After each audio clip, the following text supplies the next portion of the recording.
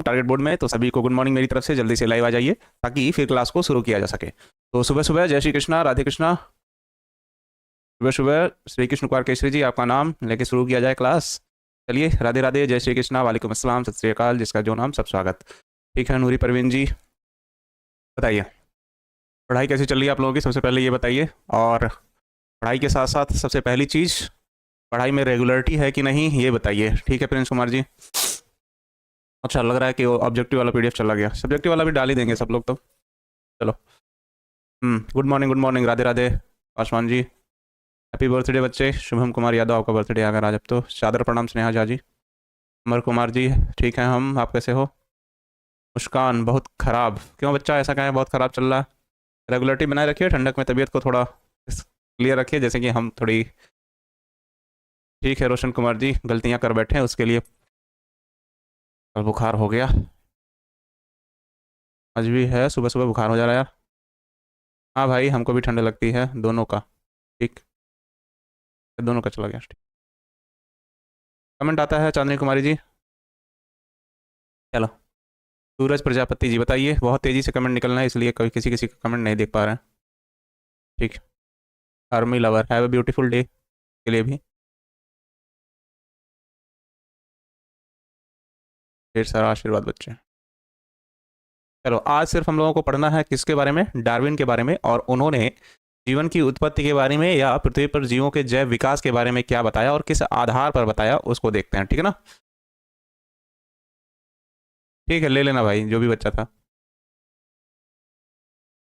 प्रणाम बच्चे, राधे राधे। चलो, तो आज जो हिस्सा हम लोगों को पढ़ना है, केवल डार्विन के बारे में पढ़ना है कि उन्होंने जैव विकास के क्रम में क्या अपनी अवधारणाएं दी या अपना क्या योगदान दिया। ठीक है ना?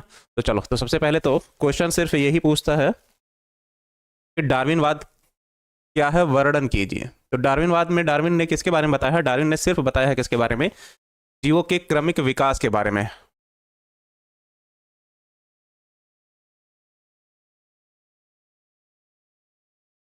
अलार्म लगा के अगर उठ के कोई पढ़ लेता तो दुनिया सारी अलार्म लगा के ही पढ़ती। ठीक है ना? थैंक यू बच्चे, शुभम शर्मा जी। कोशिश कीजिए खुद उठने की, अलार्म तो ऊपर से माध्यम बस रखिए उसको। ठीक है ना? चलो सर, हम ब्रह्मांडपुर से हैं, पता नहीं क्या लिखा था बच्चे। चलो, कह रहा चार्ल्स डार्विन 1809 से 1882, मतलब 1809 से 1882 का क्या मतलब है? 1809 में उनका जन्म हुआ था, 1882 में उनकी क्या हुई थी मृत्यु। यह एक प्राकृतिक वैज्ञानिक थे, उन्होंने क्रमिक विकास की प्रक्रिया की व्याख्या के बारे में बताया था, जिसके लिए प्राकृतिक चुनाव या नेचुरल सिलेक्शन का सिद्धांत किया, जिसे संक्षेप में डार्विनवाद कहते हैं। तो इस पेज से सिर्फ हम लोगों को वही कहानी याद रखनी है जितना जरूरी है। जैसे जो चार्ल्स डार्विन है, चार्ल्स डार्विन, इनका जन्म कब हुआ था? 1809 में। ये क्या है? जन्म है। ठीक, लिखने में भी दिक्कत हो रहा है। और 1882 में इनकी क्या हुई थी? मृत्यु हुई थी। इन्होंने अपना सिद्धांत किस आधार पर दिया था? इन्होंने अपना सिद्धांत दिया था नेचुरल सिलेक्शन या प्राकृतिक चुनाव के आधार पर। प्रकृति जिसको चुनोगी, प्राकृतिक चुनाव। चुनाव कहने का मतलब, जब आप अपने आप को वातावरण में ढालने की क्रिया नहीं करेंगे तो एक ना एक दिन आप इस दुनिया से क्या होंगे? लुप्त हो जाएंगे। मतलब आपका अस्तित्व धीरे धीरे इस दुनिया से क्या होगा? खत्म हो जाएगा। और जब आप दुनिया से खत्म होंगे तो आपकी आने वाली पीढ़ियां भी पूरी तरीके से क्या होंगी? खत्म हो जाएंगी। और कहीं ना कहीं फिर ये आपके इस दुनिया से गायब होने का क्या बनेगा? कारण बनेगा। और दूसरी चीज, यह एक प्राकृतिक वैज्ञानिक थे। क्या थे? प्राकृतिक वैज्ञानिक थे। तीन बातों का बस यहां से ध्यान रखना। पहला, चार्ल्स डार्विन का जन्म कब हुआ था? 1809 में। मृत्यु कब हुई थी? 1882 में। ठीक है ना? दूसरा, इन्होंने अपना सिद्धांत किस आधार पर प्रस्तुत किया था? तो इन्होंने अपना सिद्धांत प्रस्तुत किया था प्राकृतिक चुनाव या प्राकृतिक वर्ण भी लिखा होता है तो उसको भी मानना। ठीक है ना?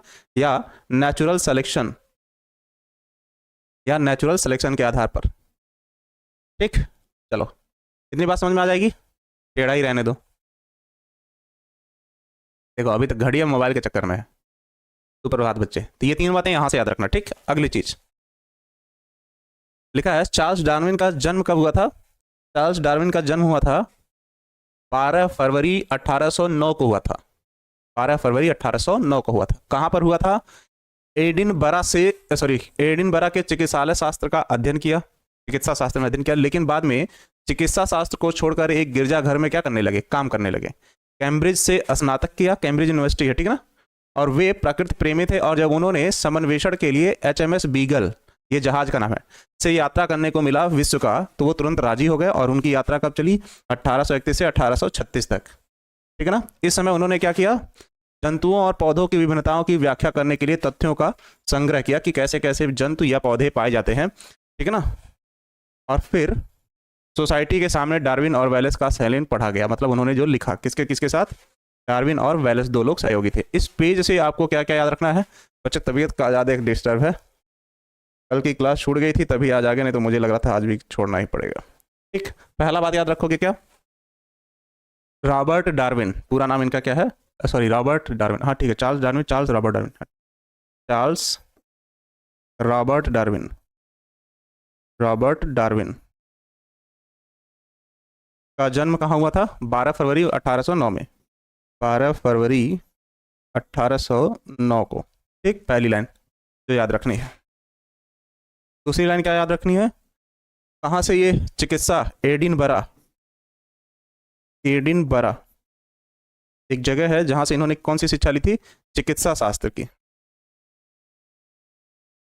चिकित्सा शास्त्र, चिकित्सा शास्त्र, चिकित्सा शास्त्र की शिक्षा ली थी, ठीक। दूसरी बात क्या याद रखोगे? गिरजाघर में क्या थे ये? कैम्ब्रिज, गिरजाघर में काम करने के लिए कैम्ब्रिज से स्नातक किया इन्होंने। स्नातक, स्नातक ग्रेजुएशन को कहा जाता है। कहाँ से किया था? कैम्ब्रिज से, कैम्ब्रिज विश्वविद्यालय से, विश्वविद्यालय से, ठीक। ये बात याद रखो। अगली कौन सी बात याद रखो? इन्होंने अपनी यात्रा कब प्रारंभ की? 1831 से 1836 तक। यात्रा कब चली इनकी? 1831 से 1836 तक। किस जहाज पर थे? तो HMS बीगल, बीगल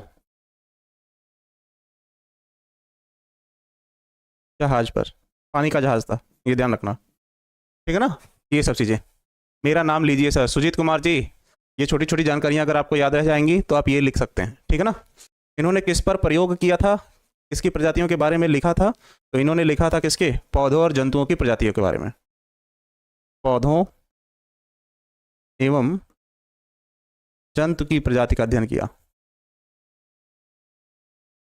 जंतु की प्रजाति का अध्ययन किया, अध्ययन किया था, ठीक। दूसरा, इसके सामने, सोसाइटी के सामने डार्विन और वेलिस, 2 सहयोगी थे, दोनों ने लिखा था इसको, डार्विन और प्लस वेलिस,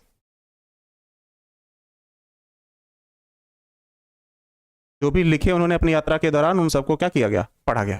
तो सीधे सीधे सर ये वाला सब्जेक्टिव आता है, बिल्कुल आता है बच्चे, पर पूरा लिखने के लिए नहीं आता है, ठीक है ना। इस बात का भी विशेष ध्यान रखना, ठीक ना। ठीक है मुस्कान जी, जा सकते हो आप। चलो, सब्जेक्टिव याद करने का तरीका सिर्फ यही है कि उसको ऐसे छोटे छोटे टुकड़ों में बांट लो। अगर मान लो इतना मुझे नहीं याद है तो इसको हमको लिखना होगा। इतनी जानकारी तो हम याद कर सकते हैं कि चार्ल्स रॉबर्ट डार्विन 12 फरवरी 1809 को पैदा हुए थे। एडिनबरा से इन्होंने चिकित्सा शास्त्र में शिक्षा ग्रहण की, स्नातक के लिए कैम्ब्रिज विश्वविद्यालय से चले गए और अपनी यात्रा 1831 में प्रारंभ की और खत्म कब की थी? 1836 में। किस जहाज से? पानी के जहाज से, जिसका नाम था HMS बीगल। और कह रहा है इस समय उन्होंने पौधों एवं जंतुओं की प्रजातियों का अध्ययन किया, जिसका लेख डार्विन और वेलिस ने लिखा था और सोसाइटी के सामने फिर पढ़ा गया, ठीक है ना। चलो चलिए ठीक है। नोटिफिकेशन लेट आता है, नहीं बैठ के तो मेरे सामने ही भेजा गया है, ठीक है ना।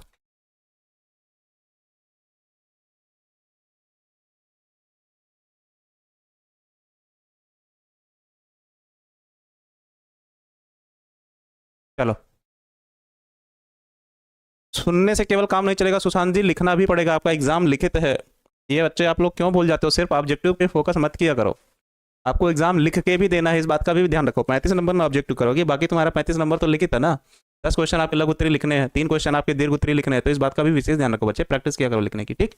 अगला लिखा है डार्विनवाद या प्राकृतिक चुनाववाद में निम्नलिखित बातें हैं। कहने का मतलब क्या, डार्विन ने जो जीवों की उत्पत्ति या जैव विकास के क्रम में अपना सिद्धांत प्रस्तुत किया, उसमें कुछ बातों पर विशेष ध्यान दिया गया जो उनको यात्रा में लिखा। पहला, विभिन्नताओं की सर्वव्यापकता। दूसरा, प्रगुणन पर तेज दर। तीसरा, भोजन और वासस्थान की कमी के कारण अस्तित्व के लिए संघर्ष। चौथा, योग्यतम की अजीवता और अयोग्यता का विलोपन। और पांचवा, उपयोगी विभिन्नताओं की वंशागति, ऐसी विजातीय जिसमें सस्ते संघर्ष की मान्यता मिलती है इसकी। अब इसी में से एक एक की बात हम लोग करते हैं, ठीक है ना। पीडीएफ से जो हम इस यहाँ पे लिख रहे हैं बच्चे, इसको पूरा लिखने की जरूरत नहीं है। आप एक शॉर्ट नोट बनाइए, जरूरी नहीं है केवल इसी के लिए, हर लॉन्ग आंसर के लिए या लघु उत्तरी के लिए ऐसे छोटे छोटे डाटा एक जगह लिख डालिए। हाँ, लेकिन प्रश्न पूरा लिखिए कि डार्विनवाद क्या है, इसका वर्णन कीजिए। मान लो ये प्रश्न लिख लो जब भी नोट्स बनाओ, उसके बाद ऐसे छोटे छोटे डाटा वहां लिख डालो, ताकि आप बैठ के पूरा पीडीएफ ना पढ़ो, केवल इसको पढ़ो, ताकि तुमको पूरा डाटा याद रहे। और डाटा अगर आपको याद रह गया तो जाहिर सी बात है आप सारी चीज़ों को क्या करोगे, लिख लोगे। अब इसी में से एक एक की बात की जाए तो पहला क्या है, सुनो। लिखा है, विभिन्नताओं की सर्वव्यापकता। किसी भी जाति के कोई दो व्यक्ति समरूप नहीं हो सकते, किसी न किसी रूप में उनमें फर्क होता है। इसके कहने का मतलब ये है कि आप लोगों ने, चलो बताओ, सबसे पहले क्वेश्चन का आंसर करो। मानव में कितने प्रकार के जुड़वा बच्चे होते हैं? उसके बाद इस बात को हम समझाएं, पहली लाइन का अर्थ समझाएं, ठीक है ना। बताओ। दांत निकलने की वजह से दर्द हो रहा था तो बुखार हो गया था, इसीलिए।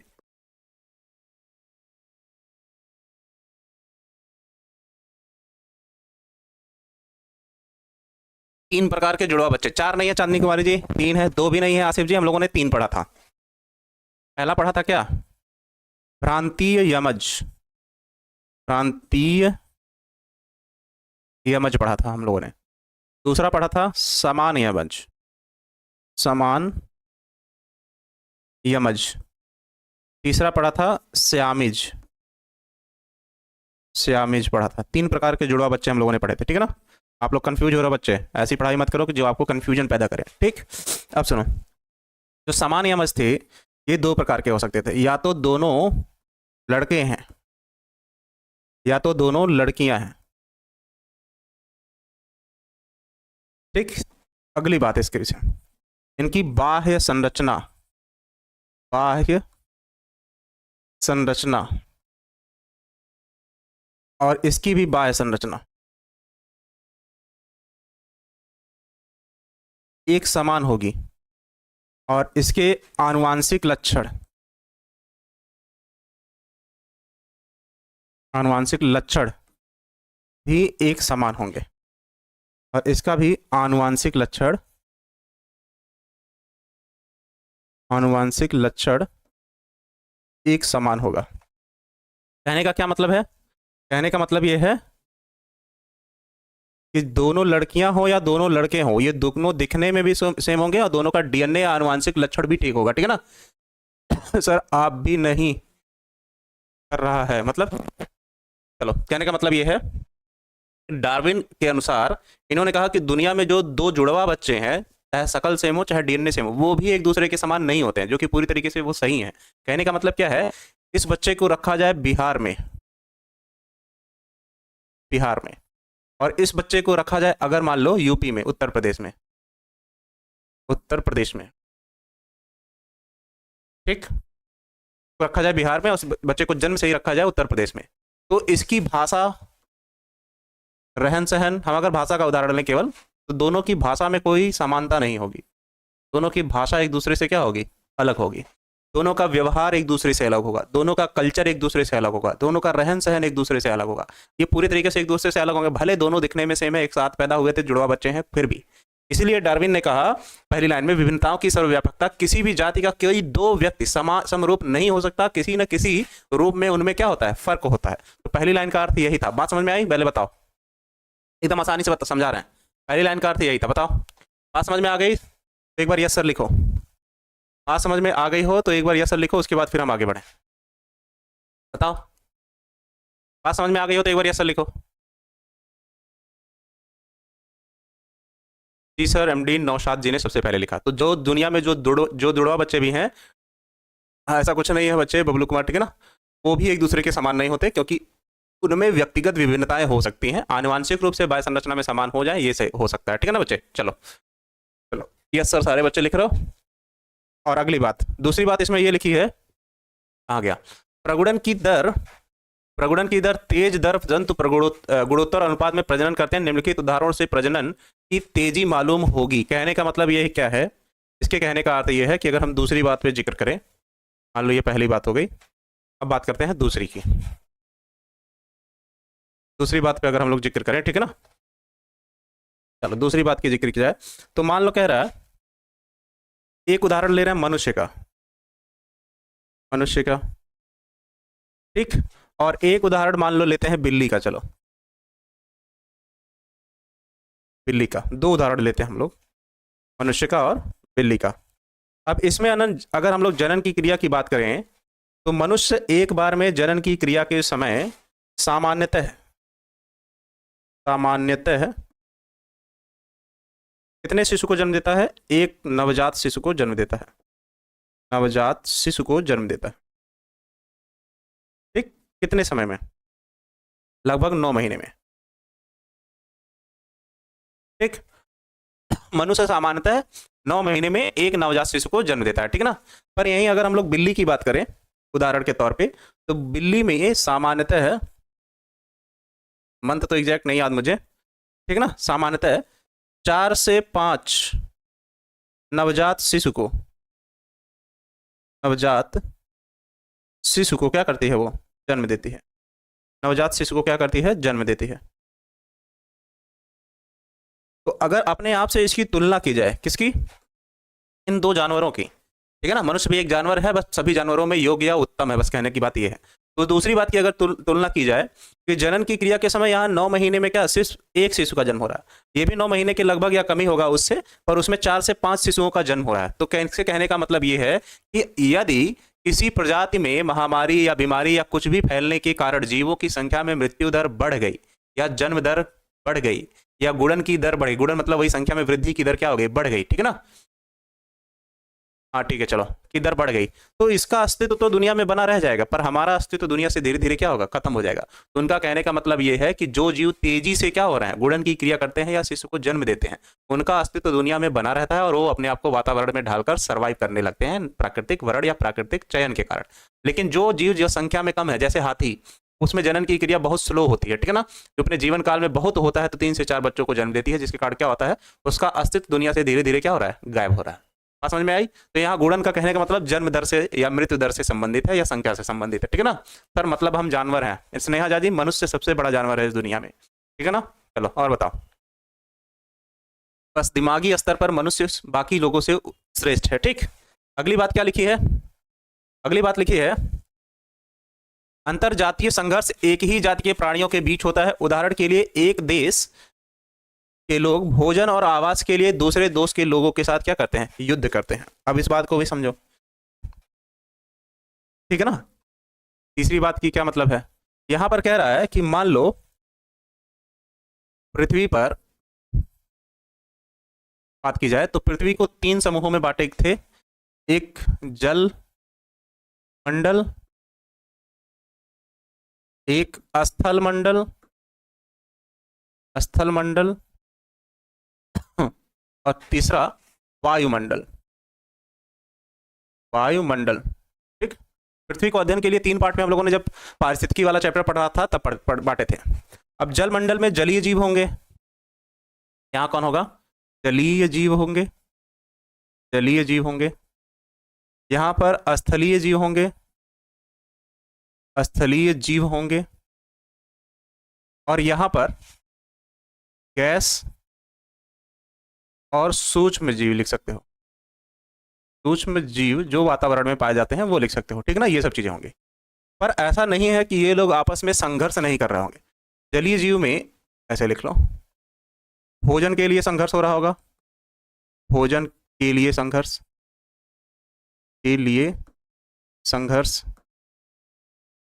स्थलीय जीव में भी भोजन के लिए संघर्ष हो रहा होगा, और गैसों में भी तो भोजन के लिए संघर्ष सूक्ष्म जीवों को लेकर हो रहा होगा, ठीक है ना। इसको सूक्ष्म जीवों के लिए हो रहा होगा। तो यहाँ जलीय जीवों में क्या हो रहा है? छोटी मछली को बड़ी मछली खा जा रही है, छोटी मछली को खाने के लिए छोटा मोटा चारा चाहिए और छोटे मोटे कीट चाहिए। स्थलीय जीवन में मनुष्य क्या कर रहा है, अपने आप को जिंदा रखने के लिए जानवरों को मार के खाने लगा, पेड़ पौधों को तो खा ही रहा है। तो इस तरीके से कह रहा है कि गैसों में भी बहुत ज्यादा gas, carbon dioxide, carbon monoxide, इन सबका वैश्विक उष्णन के लिए जिम्मेदार बना रहा है। सूक्ष्म जीव भी नष्ट कर रहे हैं प्राकृतिक के जो भी हानिकारक चीजें उसको सड़ाने गलाने के कारण। तो कह रहा है कि पृथ्वी पर जो भी जीव हैं वो सब भोजन के लिए एक दूसरे से क्या करते हैं, संघर्ष करते हैं। और जो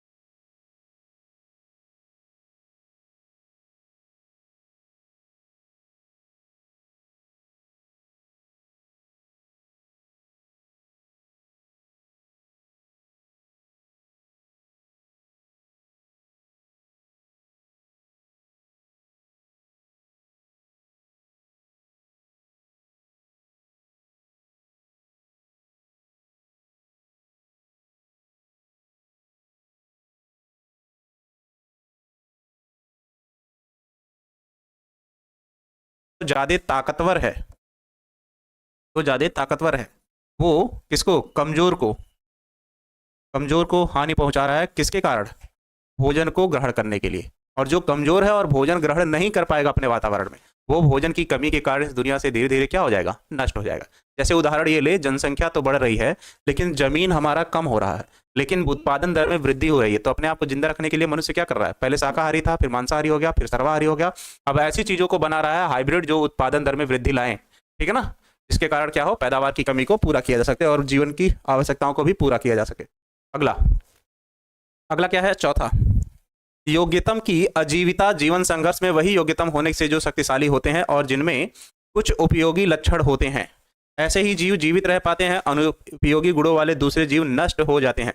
इस बात से योग्यतम की अजीविता या सर्वाइवल ऑफ द फिटेस्ट कहते हैं, तथा इस तथ्य को प्राकृतिक चुनाव कहते हैं। कहने का मतलब यह है कि जो जीव अपने आप को वातावरण के अनुसार ढाल नहीं सकता है, उसके अनुसार क्या होगा, वो धीरे धीरे दुनिया से क्या होगा, कमेंट दिख रहा है माधवी कुमारी जी, वो धीरे धीरे दुनिया से क्या हो जाएगा, लुप्त हो जाएगा, उसका अस्तित्व दुनिया से खत्म हो जाएगा। तो अपने आप को वातावरण में ढालने की कोशिश कीजिए। जैसे अभी ठंड लग रही है तो हम गर्म कपड़े पहने हैं, ठीक है ना। अगर आपको लगता है कि आप बिना कपड़ों के शर्ट में, बनियान में घूम सकते हैं तो घूमिए। हो सकता है अगले 10 दिनों में आपके घर आपके दोस्तों को चूरा दही खाने के लिए बुलाया जाए, ठीक है ना। बात समझ में आ गई, कोई बात नहीं बच्चे, नहीं इसको बस याद रखो ऐसे छोटी छोटी लाइन, ताकि आराम से इसको पढ़ सको, ठीक। अगली लाइन क्या लिखी है लिखी है, उपयोगी विभिन्नताओं की वंशागत प्राकृतिक चुनाव की प्रक्रिया चलती रहती है और विभिन्नताएं यदि उपयोगी हो तो दूसरी पीढ़ी में उनकी वंशागति हो जाती है, ताकि संतान भी जीवन संघर्ष में विफल हो सके। जैसे कह रहा है कि हमारे शरीर में अगर अवशेषी अंग की बात करेगा तो नाखून, बाल, पाचन तंत्र में पाया जाता है, अपेंडिक्स या क्रीम रूप परिसेशिका, कान नाक में पाई जाती, सॉरी आंख में पाई जाती है एक झिल्ली नुमा संरचना जो पहले हुआ करती थी, जिसे कहा जाता था नेक्टिंग टेक्टिंग मेम्ब्रेन। ये सब चीजें हमारे अवशेषी अंग हैं। तो कह रहे हैं ये धीरे धीरे हमारे लिए उपयोगी नहीं था, इसलिए हमारी पीढ़ियों से धीरे धीरे क्या हो रहे हैं, ये नष्ट होते जा रहे हैं। लेकिन अगर ये हमारे लिए उपयोगी होता तो जाहिर सी बात है ये हमारे पीढ़ियों में वंशागत होते रहते। इसीलिए कहा गया है कि जो अंग, इनके अनुसार कहा गया है, जिस अंग का उपयोग, कहा गया है जिस अंग का उपयोग, अंग का उपयोग मानव शरीर में नहीं होता है, मानव शरीर में नहीं होता है, वह अंग, वह अंग धीरे धीरे, धीरे धीरे हमारे शरीर से लुप्त, हमारे शरीर से समाप्त हो जाते हैं, हमारे शरीर से समाप्त हो जाते हैं, हमारे शरीर से समाप्त हो जाते हैं। इस बात का कहने का मतलब यही है, ठीक है ना। चलो, और जो उपयोगी है, सर जी वीडियो रुक गया है, सत्यम 1 मिनट आओ जरा, देखो वीडियो रुका है, बच्चे कमेंट कर रहे हैं।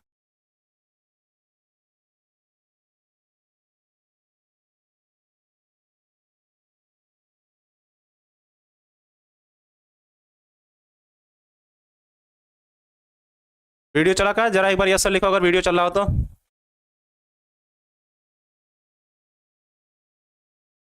यस सर लिखो जरा तो, अगर वीडियो चल रहा हो तो। ठीक हो गया सर, हो गया सर, हो गया सर, यस सर, चलो ठीक। तो कह रहा है जिस अंग का उपयोग मानव शरीर में नहीं होता है वो अंग हमारे शरीर से धीरे धीरे क्या होते हैं, समाप्त हो जाते हैं। लेकिन जो हमारे लिए आवश्यक है, लेकिन वह लक्षण जो हमारे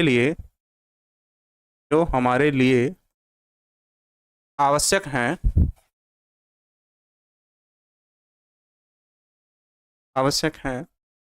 उनकी वंशागति होती रहती है। ऐसा थोड़ी है कि हमारे एक पीढ़ी में हाथ और पैर है, अगली पीढ़ी ऐसी आएगी कि हमारे बच्चों में हाथ और पैर होंगे ही नहीं। ऐसा नहीं होगा, ठीक है ना। कमेंट आता है वाहिद अंसारी जी, मेरे एक दोस्त का भी नाम है वाहिद, पर अंसारी नहीं लिखता वो, ठीक है ना। चलो ठीक हो गया सर। चलो ये बात समझ में आ गई, जो लक्षण पीढ़ी दर पीढ़ी स्थानांतरित होते रहेंगे उनका अस्तित्व बना रहेगा, जो नहीं होंगे वो धीरे धीरे क्या होंगे, समाप्त हो जाएंगे। ठीक है, मिट्ठू कुमार यादव जी। अगला लिखा है डार्विनवाद की आलोचना है। भैया जब इतना ही बड़ा अपना नाम ख्याति बना ही लिए तो जाहिर सी बात है अब उनके पीछे पड़ेंगे उनके आलोचक कि नहीं भैया आप गलत हैं, क्योंकि हर कामयाब आदमी जैसे ही आगे बढ़ता है लाइफ में, उसकी बुराई करने वाले आगे आ ही जाते हैं, सबसे पहले वो दिखते हैं, ठीक है ना। चलो तो इसमें क्या लिखा है, डार्विन का प्राकृतिक चयनवाद इतना स्वाभाविक और इतना अच्छी तरह समर्पित था, सोच लो इतना अच्छे तरीके से था, कि अधिकांश वैज्ञानिकों ने उनको अपनी मान्यता प्रदान कर दी, लेकिन कुछ आपत्तियां भी उठाई गई। और मुख्य रूप से कितनी आपत्तियां उठाई गई, 2। तो डार्विन ने जो भी बातें कही वो पूरी तरीके से सही थी, लेकिन उनसे तथ्य मांगे गए कि आप इस बात को सही साबित कीजिए। तो भैया जी तो सफर पे निकले हुए थे, उन्होंने सिर्फ जानकारी इकट्ठा की, तथ्य के बारे में तो सोचा नहीं। तो तात्कालिक रूप से उन्होंने कोई तथ्य नहीं दे पाए, जिसके कारण उनके विरोध में कुछ वैज्ञानिक उठे कि नहीं आप क्या हो, गलत बता रहे हो, ठीक है ना। खत्म होने वाला बच्चे, निंदा करने वाले हर क्षेत्र में हैं, बहुत अच्छे बच्चे। मुख्यतः निम्नलिखित 2 आपत्तियां उनके विरोध में उठाई गई वैज्ञानिकों के द्वारा, कुछ वैज्ञानिकों, सभी के द्वारा नहीं। पहला, व्यक्तिगत विभिन्नताओं के स्रोत, जो उदाहरण मैंने आपको दिए कि 2 व्यक्ति आनुवांशिक रूप से समान है, बाह्य संरचना में समान है, लेकिन कभी भी व्यवहार रूप आचरण में समान नहीं हो सकते, इस बात को वो साबित नहीं कर पाए कि उस समय वो सोच के उदाहरण दे पाए कि 2 जुड़वा बच्चे भी समान नहीं होते हैं। वर्तमान समय में तो तत्कालिक रूप से वो उसको उदाहरण नहीं दे पाए, लेकिन बाद में तो उदाहरण मिल गया, मतलब उनकी बात सही थी पूरी तरीके से। तो वही बात यहाँ पे लिखी है, अर्थात वे विभिन्नताओं जिनका डार्विन ने जिक्र किया था किस प्रकार उत्पन्न होती हैं, इसका संतोषजनक उत्तर डार्विन नहीं दे पाए। आधुनिक जैव जंतु वैज्ञानिक उत्परिवर्तनों को जैव विकास के अनिवार्य अवधारणा मानते हैं। कहने का मतलब उन्होंने कहा था कि जीवों के लक्षण जो हमारे लिए आवश्यक हैं वो पीढ़ी दर पीढ़ी क्या होते हैं, स्थानांतरित होते हैं। लेकिन वर्तमान के समय में जो वैज्ञानिक हैं, ठीक है ना, वर्तमान में आधुनिक जंतु वैज्ञानिक, वर्तमान वैज्ञानिकों की बात की जाए तो इन्होंने कहा कि जीवों में जो नए लक्षण आते हैं वो आते हैं किसके कारण, म्यूटेशन के कारण, म्यूटेशन या उत्परिवर्तन के कारण, उत्परिवर्तन के कारण। और उत्परिवर्तन किसे कहते हो, अचानक जीन परिवर्तन को ही क्या कहते हैं, उत्परिवर्तन कहते हैं। अचानक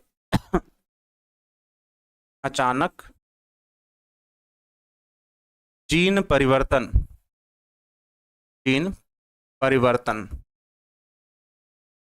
को उत्परिवर्तन कहते हैं।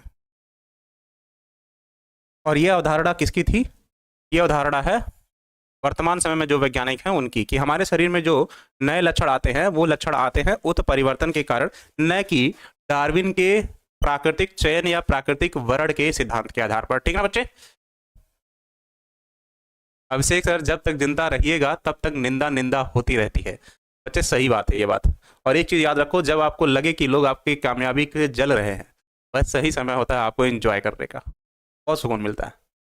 जीवन में अच्छाइयाँ बताने वाले आपके सामने बहुत साथ होंगे, पर आपके लिए आपकी बुराइयां बताने वाले बहुत कम लोग होते हैं। तो जो अच्छाइयाँ बनाते हैं उनसे कहीं ज़्यादा इज्जत कीजिए जो आपकी बुराइयां बताते हैं। क्यों? क्योंकि वो बुराइयों को बताते चलेंगे, आप उसको सुधारते चलिए और जीवन में इतना आगे निकल जाइएगा कि वो इतना पीछे रह जाएंगे कि वो बुराई बैठ के वहाँ तो करेंगे पर आप तक आएगा नहीं वो बात, ठीक है ना।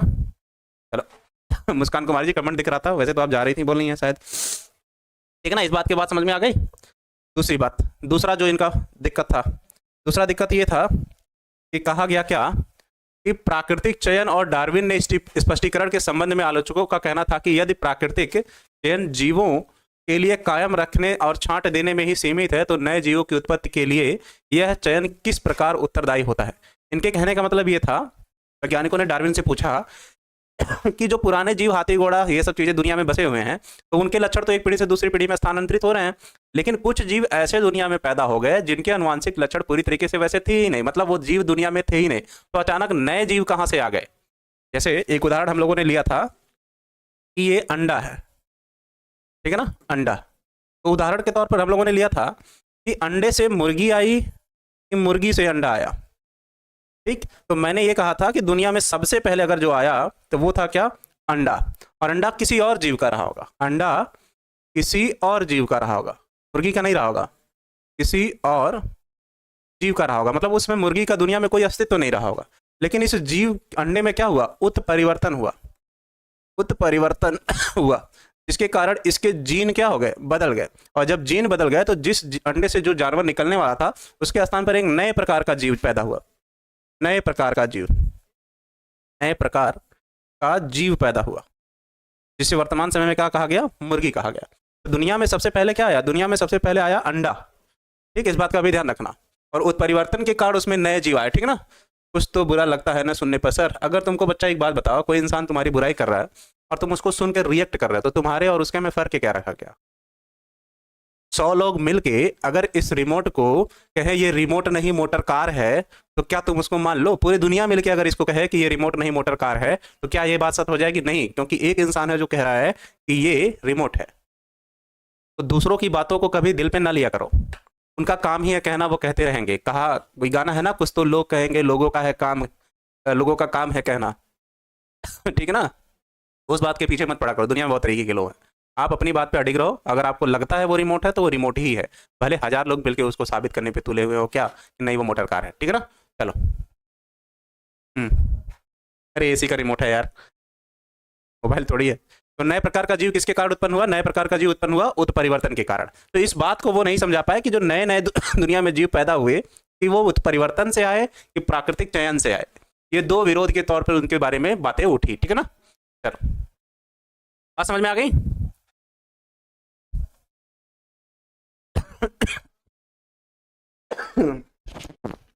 एमडी सलमान, आपने जो लिखा है सर, आप कहाँ से क्वेश्चन पढ़ा रहे हैं, एक भी क्वेश्चन बैंक में नहीं मिल रहा है। बच्चे आप हो सकता है कि वो न्यू एनसीईआरटी की क्वेश्चन बैंक को खरीद लिए हो, तो उसमें ये चैप्टर डिलीटेड है, ठीक है ना, अपडेट इस साल हुआ है, हो सकता है पुरानी एनसीईआरटी आपको कोई बेच दिया हो, तो इस बात का भी विशेष ध्यान रखो, उस पर प्रिंटिंग डेट देखो कि क्या लिखा हुआ है, ठीक है ना। चलो अब आते हैं ऑब्जेक्टिव क्वेश्चन पे, ज़्यादा नहीं है, 5 से 6 है। चलो बताओ, आंसर करो। पक्षियों एवं कीटों के पंख क्या होते हैं, समजात अंग होते हैं, असमजात अंग होते हैं, अवशेषी अंग होते हैं, या अवशोषी अंग होते हैं। ऐसे अंग क्या लिख सकते हो अरे यार, अंग की बात कर रहा हूं, इनकी उत्पत्ति भिन्न है, उत्पत्ति भिन्न है, लेकिन कार्यों में सामान्यता है, कार्य में क्या है, समानता है। तो इसे क्या कहोगे, पहले का बी, ऐसे अंग जिनकी उत्पत्ति भिन्न हो लेकिन कार्यों में समानता हो उसे क्या कहते हैं, असमजात अंग कहते हैं, ठीक है ना। चलो अगला, एकीडना क्या है, ये एक जीव है, पहले तो ये बता देते हैं, एकीडना क्या है, एक जीव है।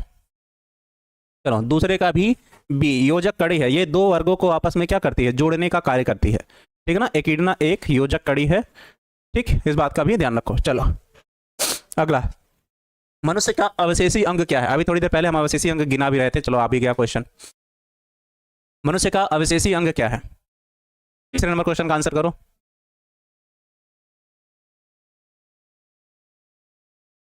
तीसरे का आल किसने लिखा सबसे पहले, विकास कुमार जी ने लिखा, ठीक है ना। बी वगैरह ना लिखो, तीसरे में इन सभी है। इसी को अपेंडिक्स कहते हो, नेक्टिटेटिंग झिल्ली आंख में होती है, और बायकड़ की पेशियां ये अवशेषी अंग है, इनके होने या न होने से कोई फर्क नहीं पड़ेगा। अगर इसको काट दोगे तो फिर क्या होगा, आवाज जाएगी, क्योंकि हमारा मेम्ब्रेन अंदर की तरफ है सुनने के लिए। अब कुछ बच्चे कहेंगे कान के न होने से सर हम चश्मा नहीं लगा पाएंगे, अरे भाई उसके लिए तो तुम्हारे लेंस वाले हिस्से भी तो आ गए हैं, ठीक। चलो, घोड़े का सबसे पुरातन पूर्वज क्या है, चौथा नंबर क्वेश्चन, घोड़े का सबसे पुरातन पूर्वज क्या है, बताओ।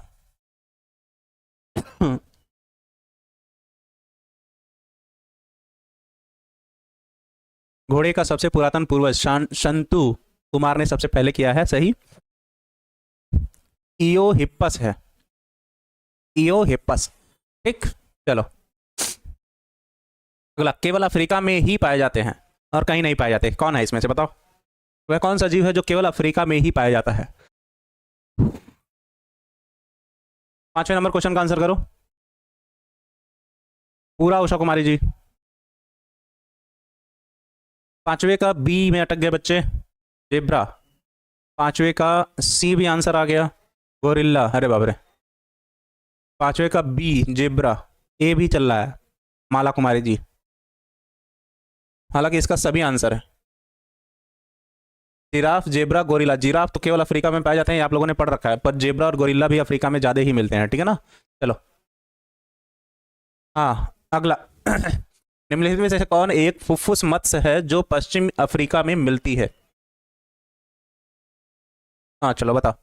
छठवां नंबर, हाँ 6वें नंबर क्वेश्चन का आंसर करो। ऑब्जेक्टिव देख के ही याद किया जा सकता है, उसको लिख के नहीं याद कर सकते, इस भी बात का विशेष ध्यान रखना।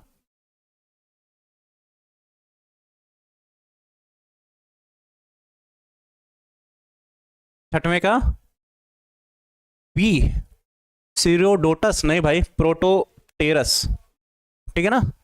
6वें का सी। अगला, फिलोसफी जूलॉजिक नामक पुस्तक के लेखक कौन है? इसको गलत कर दिए तो बेकार, क्या ही बताएं तुम लोगों को। इसको गलत मत करना, इसको गलत मत करना, ये किताब का नाम है और पूछ रहा है इसके लेखक कौन है। बताओ। 7वें का बी, लेमार्क ने लिखी थी ये पुस्तक, ठीक है ना। चलो अगला, प्राकृतिक चुनाव का प्रवर्तक है, ये बताओ।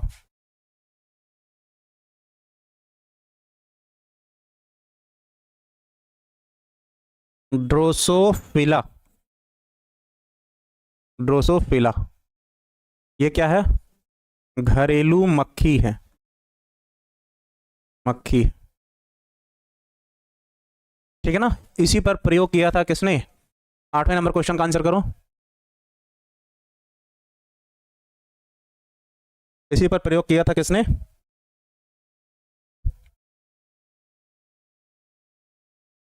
आठवें का आंसर, 8वें का, 7वें पे अटके हो अभी आप लोग।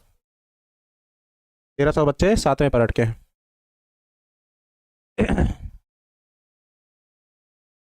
कमेंट रुका हुआ आप लोगों का। इसका आंसर है मार्गन, TH मार्गन इनका पूरा नाम है, और इस पर प्रयोग किया था घरेलू मक्खी पर इन्होंने प्रयोग किया था, ठीक है ना। वंशागति का गुणसूत्रीय सिद्धांत। 8वें का क्या हो जाएगा? डी। तो ये था डार्विन के बारे में इतनी कहानी, और इससे क्वेश्चन जो भी बन सकते हैं। तो चैप्टर को यहीं पे एंड करो, और उसके बाद कल शुरू करेंगे नए चैप्टर को, जो भी है 8वां चैप्टर, मानव स्वास्थ्य एवं रोग होगा, या जो भी है उसके बीच में, ठीक है ना। तो बाद उसको शुरू किया जाएगा, फिर देखा जा रहा है कि क्या आगे पढ़ा जाए, ठीक।